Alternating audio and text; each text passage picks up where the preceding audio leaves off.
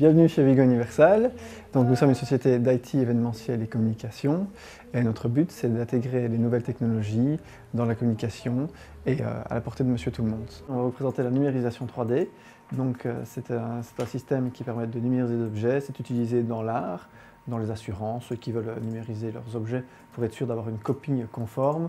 Dans l'art et l'architecture, par exemple les musées qui veulent avoir des visites virtuelles de leurs objets, ou aussi avec des gens pour avoir une numérisation de leur visage ou des parties de leur corps. Si on prend un vase, qu'on le scanne, on aura vraiment une copie conforme sur l'ordinateur. C'est beaucoup plus puissant que juste avoir des photos avec des clichés, parce qu'ici on a vraiment une topologie de la forme de l'objet. Donc s'il y a une griffe, s'il y a une gratte, on va pouvoir vraiment le voir. S'il y a un coup, on va pouvoir vraiment voir ça à l'avance, tandis que sur une photo, on ne voit pas toujours bien et ça évite d'aller prendre 350 photos autour. Là, on a vraiment une copie impeccable et on peut après comparer avec d'autres scans. Alors ici, on va vous présenter le jeu qui est en développement dans nos studios. Donc c'est le Blobbuster, c'est un jeu pour tout public qui fonctionne sur iPad et sur iPhone.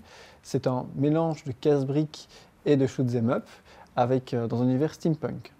Donc ici, on a le petit blob et on va défendre le blob face à une armée de méchants petits monstres qui vont arriver. Chez Vigo Universal, on a des employés polyvalents, parce qu'on leur demande d'être capable de faire beaucoup de choses, que ce soit de la communication, du marketing, de la robotique, du graphisme ou de la programmation. Dans le développement d'un jeu vidéo, il y a toujours une partie de développement d'outils propres au jeu pour pouvoir configurer le jeu et créer les niveaux. Et ici, on a un programmeur qui crée l'outil qui permet de créer les niveaux du jeu. Donc ça va ensuite partir chez les game designers. Et on va pouvoir ici, dans cet exemple, déplacer tous des monstres à l'écran. Il y a besoin de dessiner les personnages, ça s'appelle le character designer. Ici, on a donc Simon qui dessine les petits monstres qui vont servir au jeu du Blobbuster. Alors, je vais vous présenter Sandra qui s'occupe du Blobbuster. C'est elle, le graphiste en chef. Alors ici, voici un exemple de la robotique utilisée dans l'événementiel. Ce sont les drones, des robots volants que l'on envoie avec de la publicité à travers les gens. Ça peut être dans des salons, ça peut être dans des files d'attente.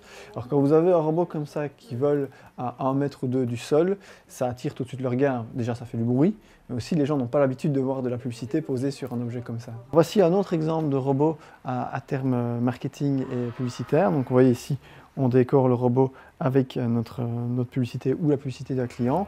Et lorsque vous placez ça sur un stand, il réagit. Donc tout le monde est attiré directement par ce petit robot parce qu'il est mignon. Et c'est un autre impact en termes de publicité et de marketing qu'une simple affiche. Bien entendu, pour accompagner la communication un peu différente qu'est les robots et les autres types d'événementiels, on fait de la communication classique, car l'un ne va quand même pas sans l'autre.